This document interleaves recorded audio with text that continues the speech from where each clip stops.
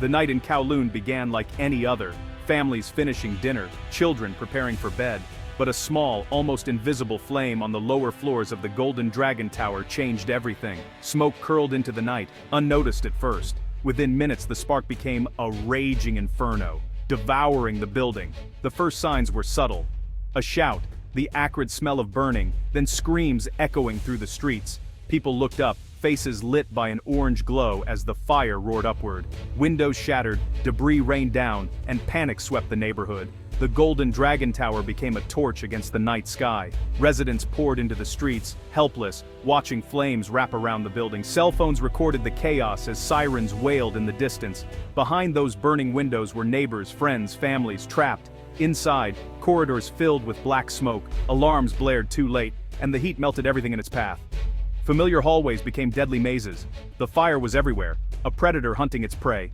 For those inside, survival meant desperate choices. Stay and hope, or risk the deadly smoke outside. The fight for life had begun, with time and flames closing in. Some tried to escape, others barricaded themselves, all facing the same terror. The ordinary night was gone, replaced by chaos and fear. The city watched, powerless as the inferno raged. The Golden Dragon Tower was no longer a home, it was a trap. The struggle for survival was underway, and the outcome was uncertain. In minutes, lives were changed forever. The nightmare had only just begun. At 9:47 p.m., the first frantic call reached Hong Kong Fire Services. Fire! Golden Dragon Tower! Firefighters rushed to their engines, sirens piercing the night as they sped toward disaster. They knew the building, knew the stakes. Seconds could mean lives. Arriving on scene, they found the lower third of the 40-story tower engulfed, flames climbing fast. Winds and flammable materials fueled the blaze. The commander called for backup, escalating the alarm again and again. This was no ordinary fire. It was a catastrophe. Firefighters attacked from below, hoses blasting, while others prepared to enter the inferno. Their mission: fight the fire, rescue the trapped. The main staircase was a chimney of smoke. Elevators were dead. Every floor was a battle. Heat, smoke, and the threat of collapse. The building groaned under the strain, a wounded giant. Over 200 firefighters and 50 engines joined the fight. Police cleared crowds. Ambulances lined the street. Paramedics set up triage. The city's emergency apparatus focused on one burning point. But the fire was relentless, growing stronger by the minute. Even with all their training, the odds were grim. The race against the wall of fire was on, and they were already behind. The Golden Dragon Tower, built in the 1990s, was home to over 800 people, a vertical village. Investigators soon zeroed in on the building's exterior cladding, added just 5 years earlier. Meant to modernize, it instead acted as a fuse, carrying fire up the building's face at terrifying speed. The fire didn't just move floor to floor, it raced up the outside, dripping molten material and igniting new blazes below. Firefighters faced a multi-front war flames above, below, and inside. Narrow corridors filled with smoke, trapping residents. Within 30 minutes, the fire reached the 20th floor. Within an hour, the top was ablaze. The tower became a 40-story torch, visible across Victoria Harbor. The city watched in horror as the fire seemed unstoppable. Firefighters' efforts were heroic but futile against the main blaze. Residents on upper floors were cut off, no escape below, fire climbing outside. Some waved towels and phone lights at windows, desperate for help. Ladders couldn't reach, helicopters were grounded by smoke. They were trapped, an island in the sky, surrounded by flames. The building's design became a deadly prison. The fire was the executioner. The scale of the disaster was clear. Hope was vanishing fast. The tragedy was unfolding in real time, with nowhere to run. Inside the burning tower, chaos reigned. Thick, poisonous smoke blinded and choked residents. Families huddled in darkness, stuffing wet towels under doors, hoping to keep fumes out. The power failed, plunging the building into an eerie, orange-lit nightmare. Every sound, sirens, fire, shouts, was muffled and terrifying. Survival meant impossible choices: stay put or risk the deadly hallways. Some tried to escape, only to be forced back or lost in the smoke. Heroism and tragedy unfolded side by side. Firefighters entered, moving in teams, vision limited, searching for survivors with thermal cameras. The heat damaged their equipment. Flashover was a constant threat. They found people hiding in bathrooms, closets, anywhere they thought safe. Some were rescued, but for many, it was too late. The death toll climbed rapidly as firefighters reached upper floors. Each floor was a new disaster zone, the structure growing unstable. Commanders had to pull teams back from collapsing areas. The inability to reach everyone weighed heavily on rescuers. The calls for help sometimes went unanswered, lost in the inferno. Dawn revealed the true scale of the tragedy. The Golden Dragon Tower was a blackened skeleton, smoke still pouring from its windows. Streets once filled with panic were now hushed with grief.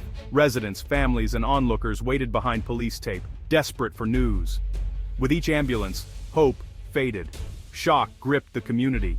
Could this happen to us? The fire exposed the vulnerability of thousands of similar buildings across Hong Kong. Emergency shelters opened.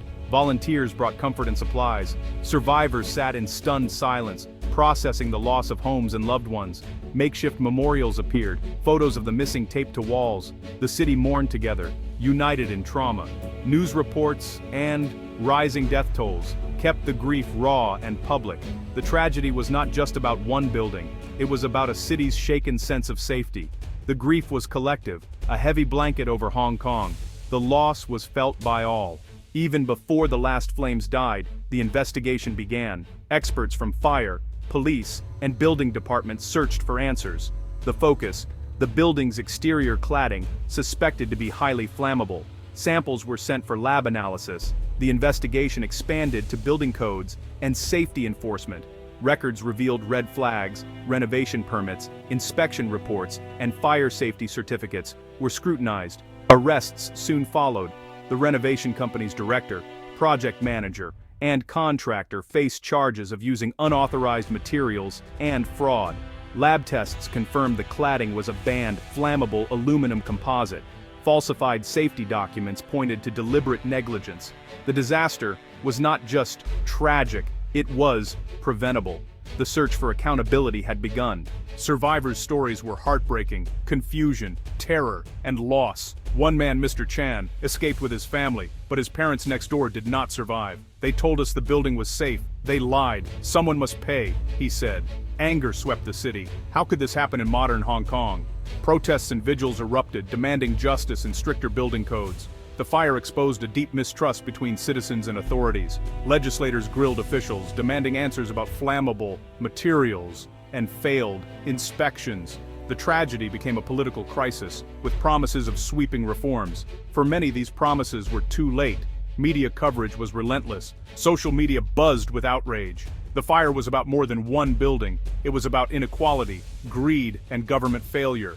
The city demanded action, not just words. The voices rising from the rubble called for real change. The tragedy had become a rallying cry for justice.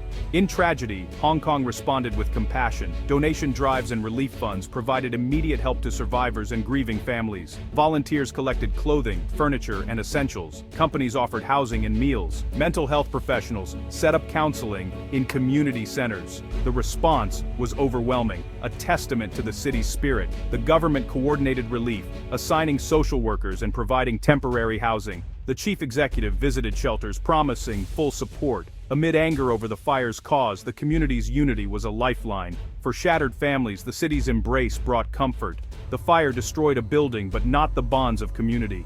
1 year later, the blackened shell of Golden Dragon Tower still stands, a grim monument. The pain remains raw for families. The city's wound has not healed. The fire forced a reckoning. New laws now ban flammable cladding, and thousands of buildings are being inspected. Fire safety codes have been strengthened, mandating alarms and sprinklers in all towers. The legal process continues, with contractors on trial for criminal negligence and fraud. Families seek justice, not revenge, demanding accountability and a safer future. The tragedy is a warning for cities worldwide about the dangers of high-rise living and cutting corners on safety. The fire sparked global discussions on urban planning and corporate responsibility. The memory is heavy, but it drives change. The Golden Dragon Tower fire is a solemn promise. Those lost will not be forgotten. Their deaths demand safer cities for all. The lessons learned will shape the future. Out of tragedy, a new resolve has emerged.